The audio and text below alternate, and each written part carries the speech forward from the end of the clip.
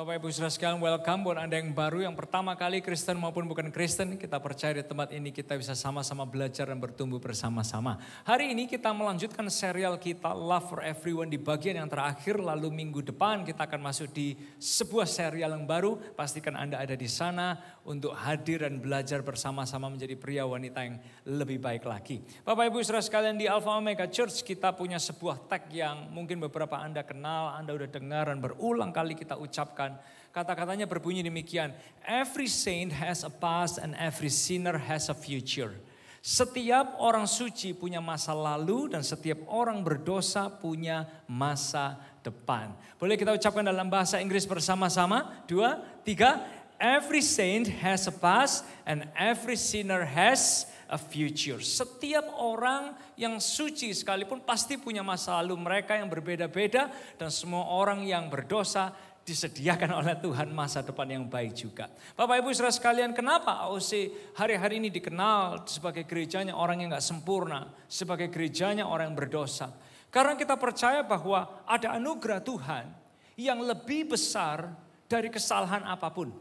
Kita percaya ada anugerah Tuhan yang lebih besar dari dosa apapun yang kita punyai dalam kehidupan kita. Sehingga sangat percaya sekali dalam hidup saya, dalam hidup kita semua, bahwa every saint has their past, but every sinner also have their future in Jesus Christ. Ada masa depan yang Tuhan sediakan buat siapapun kita di dalam Tuhan. Nah, sehingga semua orang pasti kepingin tahu masa depan itu seperti apa.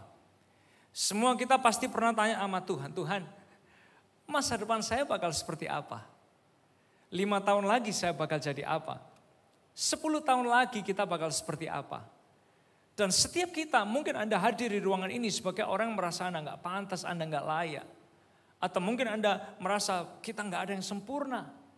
Kita semua punya up and down kita semua bisa salah, kita semua bisa berdosa dalam hidup ini. Dan pertanyaannya, masa depan apa yang dipunyai oleh orang yang gak sempurna seperti kita?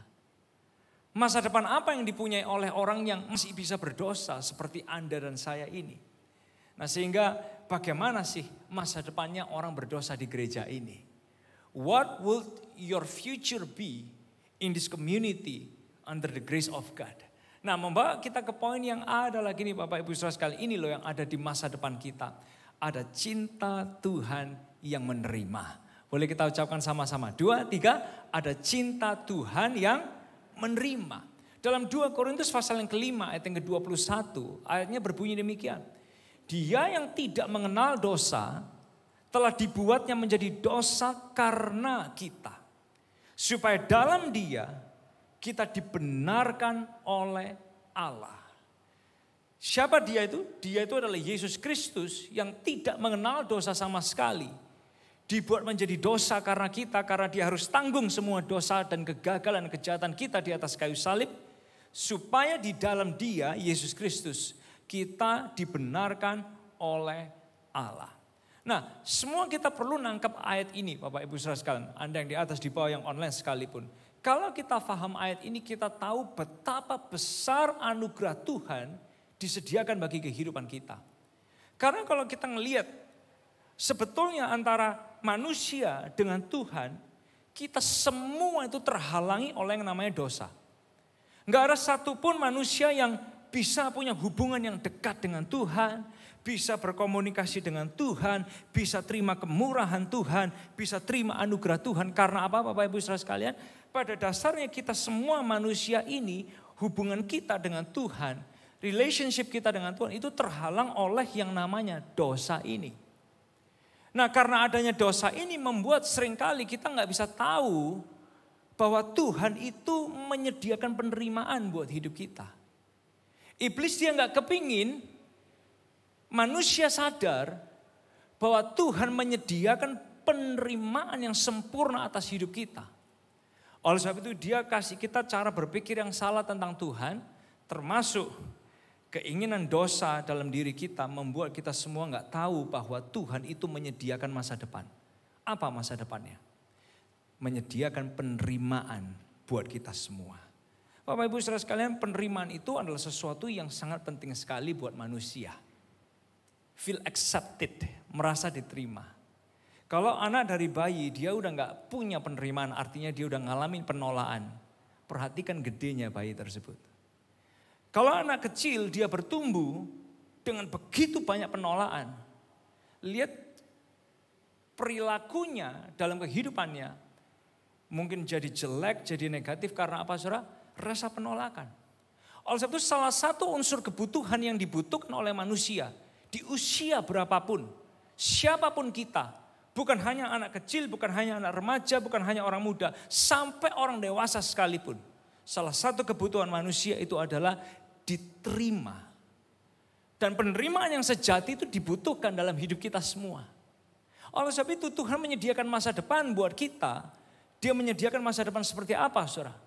Dia menyediakan Tuhan menerima kita dengan segala kelemahan dan kekurangan kita. Itu penyediaan Tuhan bagi masa depan kita. Your future will be apa? Diterima oleh Tuhan. Di masa depan kita Tuhan juga menyediakan itu, di hari ini Dia juga menyediakan penerimaan. Nah, tantangannya adalah gini Bapak Ibu Saudara sekalian. Kalau kita nggak paham, Dia dibuat berdosa karena kita. Tuhan dibuat berdosa karena kita. Artinya gini, Tuhan nggak berdosa, tapi karena ada dosa sebagai penghalang, dosa ini harus dipikul oleh Tuhan di atas kayu salib. Supaya apa?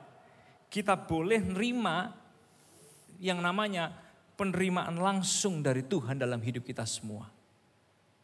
Jadi Dia yang menyingkirkan dosa, Dia yang menanggung dosa untuk kita boleh menikmati fasilitas ini dalam hidup ini, diterima oleh Tuhan. Semua kita akan butuh penerimaan sejati. Kalau kita nggak tahu konsep ayat ini, Dia yang tidak berdosa dibuat menjadi dosa karena kita supaya kita bisa dibenarkan. Maka kita itu akan ngalamin ini loh saudara, fatalnya menikmati kehidupan dengan Tuhan. Berapa banyak yang pernah berpikir gini, ini banyak loh masih orang ya percaya Yesus. Tapi mikirnya Tuhan itu suka nuntut. Ada yang pernah berpikir Tuhan suka nuntut? Ikut Tuhan itu tuntutannya banyak. Gitu. Saudara mau tahu ya, kenapa manusia berpikir Tuhan itu banyak nuntutnya? Karena dosa dan karena iblis ingin memutarbalikkan fakta bahwa Tuhan bisa menerima hidup kita. Lalu iblis mencoba membuat kita berpikir bahwa Tuhan itu banyak nuntutnya. Karena dosa dan karena ini saudara, dia mau putarbalikkan fakta tentang Tuhan yang bisa menerima kita manusia. Pernah enggak dalam pemikiran kita semua, dalam perjalanan kita ikut Tuhan ya, bersama dengan Tuhan. Pernah enggak Anda mikir gini, Tuhan kok enggak cinta sama saya? Pernah Anda mikir kayak gitu saudara? Anda punya tantangan, Anda punya masalah, terus Anda mikirnya gini, waduh kok Tuhan enggak cinta sama saya? Kenapa kok bisa muncul pikiran bahwa Tuhan itu enggak cinta sama kita? Karena iblis coba memutarbalikkan kenyataan bahwa Tuhan bisa menerima kita. Lalu dosa itu membuat kita semua akhirnya berpikir bahwa gak mungkin orang seperti saya bisa diterima oleh Tuhan. Dan cara berpikir kita tentang Tuhan artinya gini. Kalau dia gak bisa terima saya, maka dia gak terlalu cinta saya sebetulnya. Itu yang iblis coba tanamkan di pikiran kita masing-masing. Kaget juga nih Bapak Ibu Saudara sekalian. Bergereja, bisa nyanyi lagu, penyembahan dan lain sebagainya. Tapi bisa mikir gini, Tuhan itu kadang baik, kadang jahat. Siapa pernah mikir gitu? Tuhan kadang baik, kadang jahat. Itu betul atau enggak tuh saudara? Banyak masih anak Tuhan yang berpikir kayak gitu. Tuhan itu kadang baik, kadang jahat. Karena apa? Karena dosa dan karena iblis coba memutarbalikkan pikiran kita. Sampai kita tuh berpikirnya Tuhan itu kadang baik. Tapi dia juga sering jahat sama kita. Lalu dari situ membuat kita semua yang ada di ruangan ini seringkali ragu bahwa kita bisa diterima oleh Tuhan. Karena dosa dan karena iblis memutarbalikkan fakta ini. Nah sehingga Bapak Ibu Saudara sekalian, kalau kita nggak paham tentang cinta Tuhan yang menerima, Cinta Tuhan yang menerima. Boleh ucapkan kata-kata ini bersama, cinta Tuhan yang menerima. 2, 3, cinta Tuhan yang menerima. Kalau Anda tidak paham ini, maka susah bagi kita untuk mensyukuri anugerah Tuhan buat hidup kita. Karena apa? Iblis mencoba membuat gini, dalam ikut Tuhan Anda selalu ditolak. Ada penolakan di dalam Tuhan bagi hidup saudara. Kalau kita bisa sadar bahwa Tuhan itu menerima, cinta Tuhan itu menerima kita. Baru kita itu akan bisa kagum dengan anugerah Tuhan. Bersyukur banget ada Tuhan yang cinta dan kasih anugerah yang begitu besar. Karena tanpa memahami cinta Tuhan yang menerima, susah buat kita kagum sama Tuhan kita. Susah buat kita kagum meneteskan air mata sukacita karena dikasih kemurahan dan anugerah oleh Tuhan. Susah. Karena kita nggak tahu ada Tuhan yang bisa menerima hidup kita. Itu fatalnya kalau kita nggak paham ayat tadi. Dia yang tidak berdosa dibuat menjadi berdosa supaya di dalam dia kita dibenarkan oleh Tuhan. Diterima oleh Tuhan. Itu kebutuhan kita semua. Saudara, siapapun di dunia ini bisa mengecewakan. Suami terbaik, istri terbaik, manusia terbaik sekalipun semua bisa mengecewakan. Tapi ada satu pribadi yang tidak akan pernah mengecewakan saudara. Yang selalu bisa menerima kita. Namanya Yesus Kristus Tuhan kita. Come on, yang percaya kasih tepuk tangan yang luar biasa bagi Yesus kita. Oleh sebab itu masa depan Anda seperti apa? What would your future be? Ada cinta Tuhan yang menerima kita. Itu masa depan kita semua. Nah yang kedua Bapak Ibu saudara sekalian. Yang kedua ada cinta Tuhan yang bisa merubah. Cinta Tuhan yang merubah. Boleh kita ucapkan sama-sama 2, 3. Cinta Tuhan yang merubah. Bapak Ibu saudara sekalian, ada bedanya antara kita itu sadar anugerah Tuhan atau kita hanya sekedar punya agama.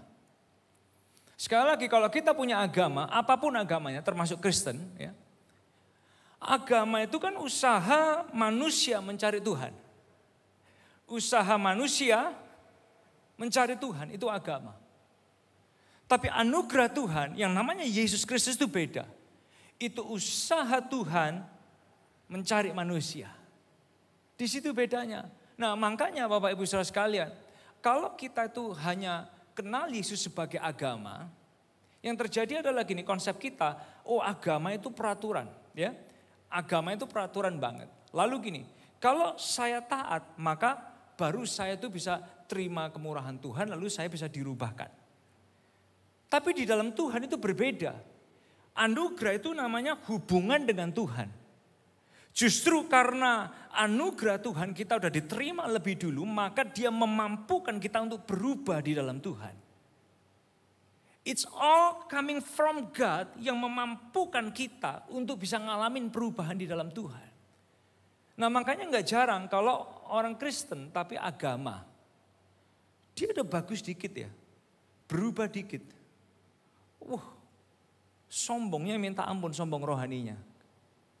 Merendahkan orang lain, meremehkan orang lain, gampang menghakimi.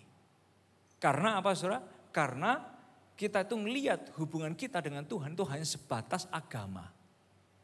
Tapi orang yang dia ngalamin penerimaan Tuhan lalu dirubahkan oleh Tuhan, ya, oleh anugerah Tuhan, waktu kita jadi lebih baik, justru kita makin rendah hati.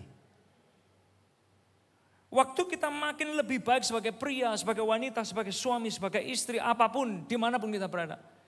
Oleh anugerah Tuhan yang merupakan kita, maka kita akan makin rendah hati dalam hidup ini. Nah sehingga Bapak Ibu saudara sekalian, Kolose 3 ayat yang ketiga dia berkata gini. Sebab kamu telah mati dan hidupmu tersembunyi bersama dengan Kristus di dalam Allah. Ini Kolose 3, sebab kamu telah mati dan hidupmu tersembunyi bersama dengan Kristus di dalam Allah. Mungkin versi gampangnya itu lagunya gini. Ku telah mati dan tinggalkan cara hidupku yang lama. Itu versi gampangnya dari ayat ini.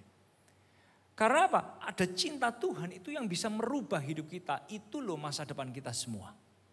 So if you ask God, Tuhan masa depan saya bakal seperti apa? Yang kedua yang Tuhan akan jawab adalah gini. Ada cinta Tuhan yang bisa merubah hidup kita semua. Yang saya juga katakan yes. Bapak Ibu saudara sekalian, cinta Tuhan itu bisa ngerubah loh. Kalau kita sadar ada cinta Tuhan yang besar banget dalam hidup kita. Salah satu yang bisa dirubahkan oleh Tuhan itu apa saudara? Keinginan dan kerinduan. Ya, keinginan dan kerinduan. Boleh ucapkan sama-sama 2, 3, keinginan dan kerinduan. Manusia kita itu cenderungnya tuh kalau punya keinginan dan kerinduan tuh yang nakal-nakal itu loh saudara. Ya. Wah kalau punya kerinduan tuh yang aneh-aneh, yang jelek-jelek, pokoknya yang nakal-nakal tuh bisa muncul di hati kita, di keinginan kita. Ya enggak? Itu manusia. Tanpa adanya cinta Tuhan, waduh kalau cuman suruh ingin dosa, rindu nakal, itu gedenya bukan main di dalam diri kita. Tapi kalau ada cinta Tuhan,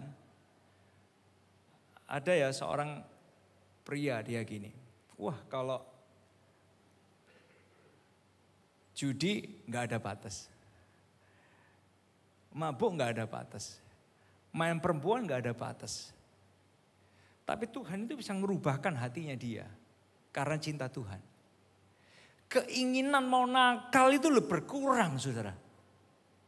Keinginan itu salah untuk aneh-aneh itu bisa kurang. Karena apa? Cinta Tuhan itu merubah. Ini masa depan yang Tuhan sediakan buat kita semua. Mungkin hari ini Anda bergumul dengan berbagai macam ikatan dan dosa. Hey, come to Jesus, datang sama Yesus. Izinkan dia mengajak Anda lihat masa depan hidup saudara. Masa depan Anda adalah ini, cinta Tuhan merubah hidup kita semua. Keinginan untuk salah, untuk nakal itu berubah. Contoh lagi Bapak Ibu saudara sekalian ya. Cinta Tuhan itu bisa merubah perilaku kita, perangai kita, karakter kita bisa dirubahkan kok sama Tuhan. Salah satu orang yang dia dulunya gini, suka harta enggak? Enggak suka harta, enggak, gua enggak suka harta, tapi suka tahta karena dia powerful. Kan ada orang gitu saudara ya, dia powerful, dia bisa gunakan apapun untuk membuat keinginan jahatnya itu terpenuhi. Apalagi urusan uang tuh. Di area uang, waduh. Dia bisa manipulasi segalanya, pakai segalanya untuk keinginan jahatnya dia. Tapi suatu kali cara berpikir dia berubah dalam 2 Korintus pasal yang ke-8 ayat yang ke-9. The way he sees money has changed karena ini saudara. Dia bilang gini, karena telah mengenal kasih karunia Tuhan kita Yesus Kristus. Boleh kita ucapkan kata-kata ini bersama 2, 3 karena telah mengenal apa saudara? Kasih karunia Tuhan kita Yesus Kristus. Bahwa ia yang oleh karena kamu menjadi miskin sekalipun ia kaya supaya kamu menjadi kaya oleh karena kemiskinannya. Ayat ini bukan soal uang. Tapi it changes, merubah perspektifnya tentang gimana dia menggunakan leveraging seluruh kekayaan dan powernya dia. Bukan lagi untuk keinginan jahatnya dia, tapi untuk keinginan Tuhan. Nah saudara, kalau kita punya cinta Tuhan yang merubah. Sebelum ada cinta Tuhan dalam hati kita, rata-rata manusia kita itu pasti, kita tuh suka diperhamba-hamba uang. Pasti. Uang itu jadi tuan bagi hidup kita. Tapi ketika cinta Tuhan itu merubah, uang itu bukan lagi tuan bagi kita, tapi uang itu hambanya kita. Sebab Tuhan itu jadi tuan atas kita. Cara kita mengelola akan berbeda, cara kita memberi akan berbeda, cara kita menata masa depan semuanya akan berbeda ketika cinta Tuhan itu merubah hidup kita. Termasuk di area keuangan kita. Cinta Tuhan itu merubah, bisa sampai ini loh saudara, ke pernikahan kita juga sebetulnya. Kadang cara berpikir kita yang dulu mungkin gini ya, pria pokoknya pagi berangkat kerja. Ya dah. Pulang happy-happy dulu. Sampai rumah udah capek tidur. Besok pagi berangkat lagi. Kerja lagi, yang penting making money. Pulang happy-happy dulu, sampai rumah udah capek tidur. Pertanyaan gini, gak bangun hubungan sama istri gitu. Gak bangun hubungan sama anak. Atau anak itu hanya sekedar salah satu objek. Lalu kita gak pernah build relationship dengan anak. Tapi orang yang punya cinta Tuhan yang rubah, tiba-tiba dia bisa gini. Bukan hanya pinter kerja, tapi dia juga pinter untuk gini. Bagaimana membangun hubungan dengan pasangannya. Dapat hikmat, kreativitas. Bukan cuma pinter kerja, orang yang sudah dirubahkan oleh cinta Tuhan, dia bisa pulang itu bisa sadar. Wah, anak saya ini usianya itu cepat loh, habis gini remaja. Dia nggak hanya perlu punya ayah, tapi ayahnya harus hadir buat dia. Lalu dia mulai meluangkan waktu untuk fathering generation. It is one thing to be a husband, it is another thing to be a father. Nah, kalau kita tuh punya cinta Tuhan, semua prioritas kehidupan kita akan dirubahkan sama Tuhan. Kita mulai tahu bagaimana menjadi pria, menjadi wanita, menjadi suami, menjadi istri, menjadi orang tua bagi anak-anak kita. Karena ini saudara, cinta Tuhan itu bisa merubah seluruh kehidupan kita. Oleh sebab itu kalau Anda tanya, Tuhan masa depan saya itu seperti apa? 5 tahun lagi saya seperti apa Tuhan? 10 tahun lagi hidup saya seperti apa? Saya mungkin gak bisa bilang nominal uang di bank Anda. Tapi yang saya bisa tahu pasti, cinta Tuhan bisa merubahkan kita dari buruk menjadi lebih baik menjadi sangat baik oleh anugerah Tuhan dalam hidup kita semua. Come on, yang percaya kasih tepuk tangan yang luar biasa buat Yesus kita. Ini masa depan kita semua AOC. Dirubahkan oleh cinta Tuhan. That is our future. Nah, yang ketiga Bapak Ibu Saudara sekalian. Yang ketiga, masa depan kita itu seperti apa? Tuhan menyediakan ini. Cinta Tuhan bukan hanya bagi saya. Ini masa depan kita. Boleh kita ucapkan sama-sama? 2, 3. Cinta Tuhan bukan hanya bagi saya. Nah, seringkali Bapak Ibu Saudara sekalian, kita tuh sadar Tuhan baik buat saya. God is good to me. Tapi kalau kita mulai ngalamin cintanya Tuhan yang merubah, ya, kita bukan cuma ngomong God is good to me, but God is good to you and me. Itu beda loh. Karena seringkali attitude kita sebagai orang yang beragama, ya, beragama itu adalah gini.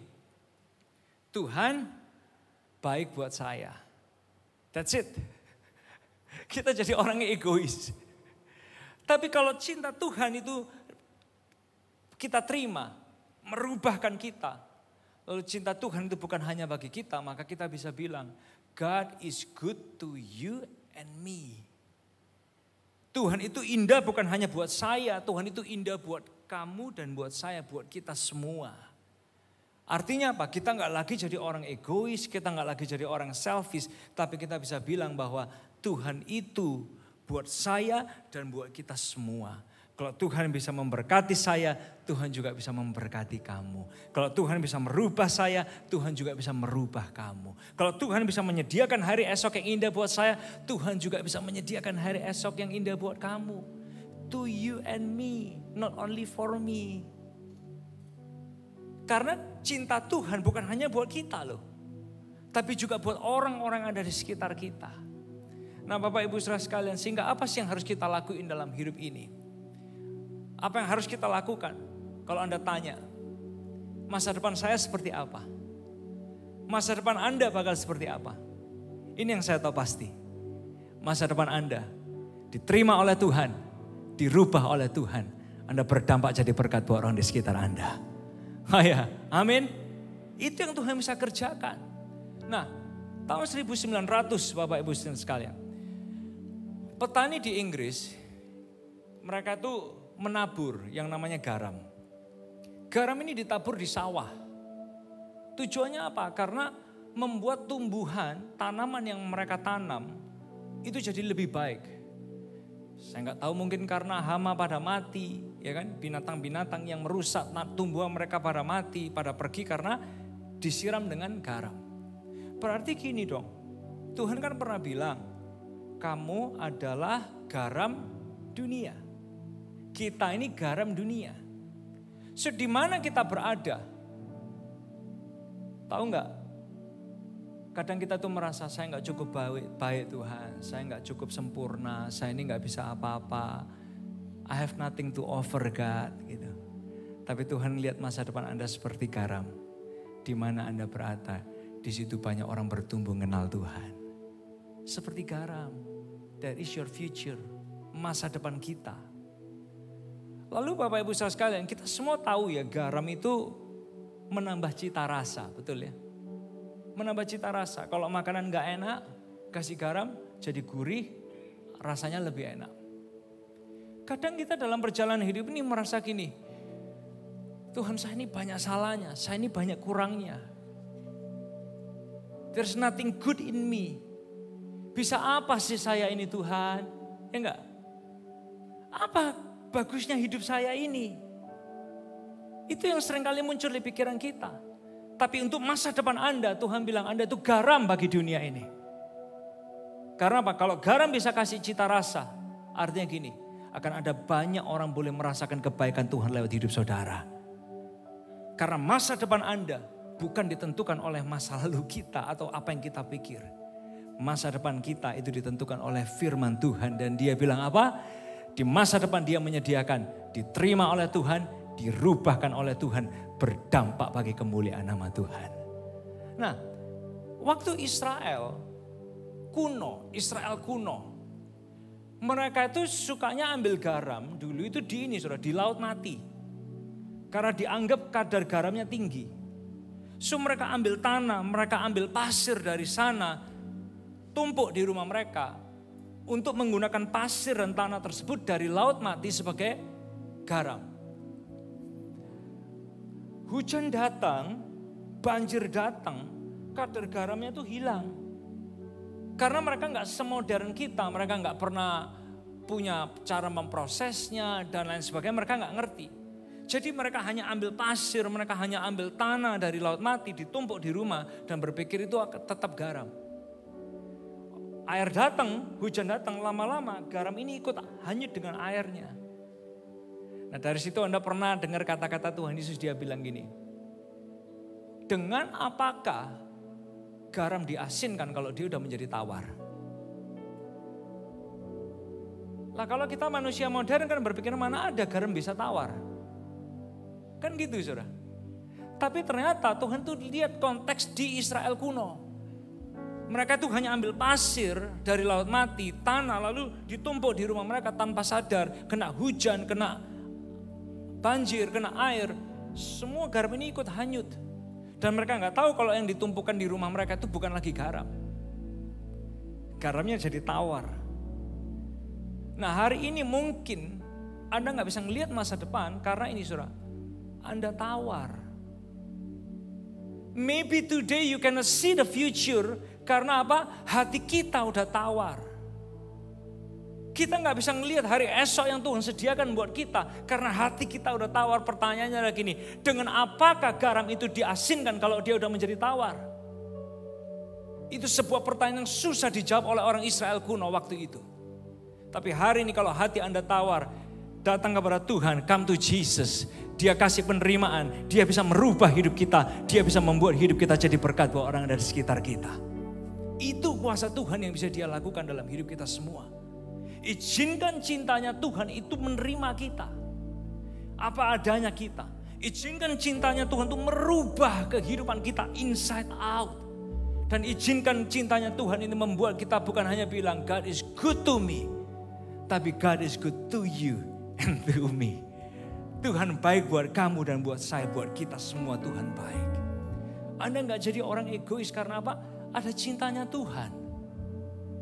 So buat kita semua hari ini, siapapun Anda, ada masa depan yang Tuhan sediakan buat kita. Jangan takut melihat hari esok. Mata fisik kita gak bisa melihat hari esok yang cemerlang. Tapi mata Bapa melihat hari esok kita itu indah dan luar biasa bersama dengan Tuhan. Diterima Tuhan, dirubahkan oleh Tuhan, dibuat jadi berkat buat orang yang ada di sekitar kita. Kasih tepuk tangan yang luar biasa bagi Yesus kita. Sebelum mengakhiri khotbah ini, saya ingin mengajak kita melihat sebuah video. How God can change you. Bagaimana Tuhan bisa mentransformasi kita. Only by His grace and only by His love. Please media.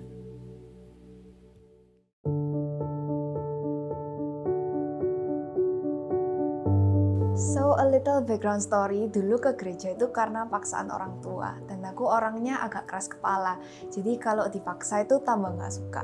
Dan teenagers itu lihat going to church dan rindu ke gereja itu dianggap uncool dan gak keren. Karena dikira yang ke gereja itu anak-anak yang gak punya teman, kuper, makanya mereka ke gereja.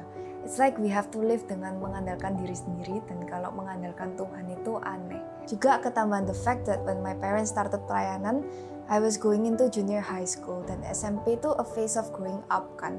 And aku started mengenal how mean and cruel the world is. And I was lonely karena my parents sibuk pelayanan. Jadi church is the only logical thing I could blame. Jadi dulu emang aku selalu fokus ke negatifnya dan kurangnya suatu hal. Jadi apapun that goes bad in my life, aku kayak merasa Tuhan itu jahat. Jadi my turning point itu because of the change in my perspective. I came across a song that changed the way I see things. Judulnya The Goodness of God. In that song, lyricsnya ngomong, "You have led me through the fire. In my darkest night, you were close like no other." And that song made me realize how much God loves me, and He never left me stranded alone. And when I thought I was alone, I actually wasn't. And so it made me look into all the good things that God has done in my life. And if you realize how much God loves you, meluangkan waktu dan making time for God to attend a place of worship, itu akan jadi hal yang ditunggu-tunggu. Soalnya it connects you and draws you closer to God.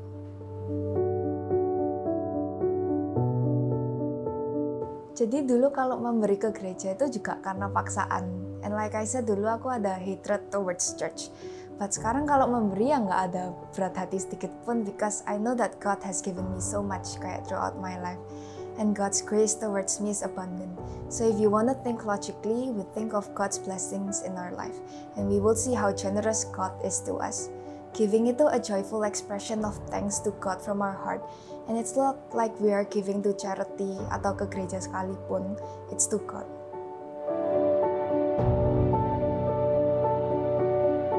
Awalnya mikir gitu because I had a misconception of what Christianity life is really like.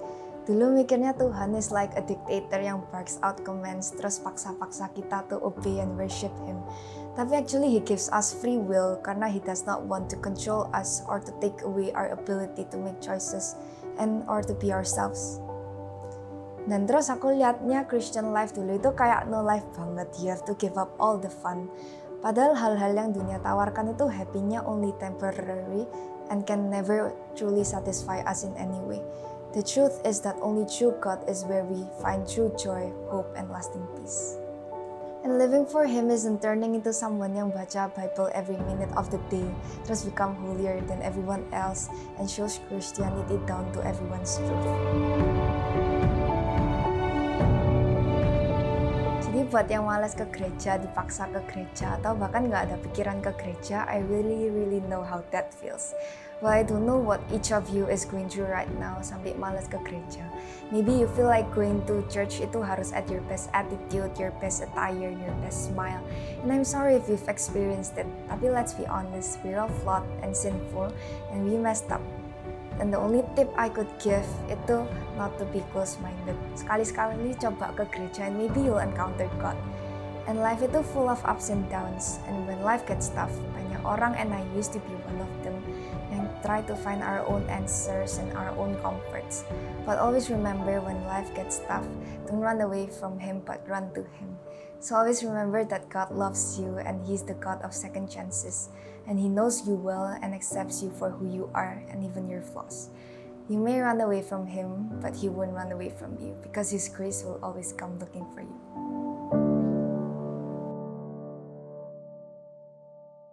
Boleh kasih tepuk tangan yang luar biasa Bapak Ibu Saudara sekalian. Masa depan Anda seperti apa? Anda tahu nggak saudara? Diterima Tuhan, dirubah Tuhan, dibuat berdampak oleh Tuhan. Yang percaya katakan amin. Boleh turunkan kata-kata saya 3 kata ini. Masa depan Anda seperti apa? Diterima Tuhan, dirubah Tuhan, dibuat berdampak oleh Tuhan. Sekali lagi sama-sama 2, 3. Diterima Tuhan, dirubah Tuhan, dibuat berdampak oleh Tuhan. Kasih tepuk tangan yang luar biasa sekali lagi. Boleh saya mengundang kita semua bangkit berdiri bersama-sama. Kau gendongku sampai masa tuaku. Kau gendongku sampai putih rambutku. Kau telah buktikan, takkan kau lepaskan. Kau gendongku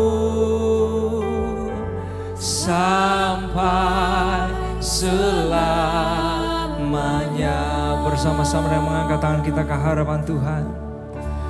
Kau gendongku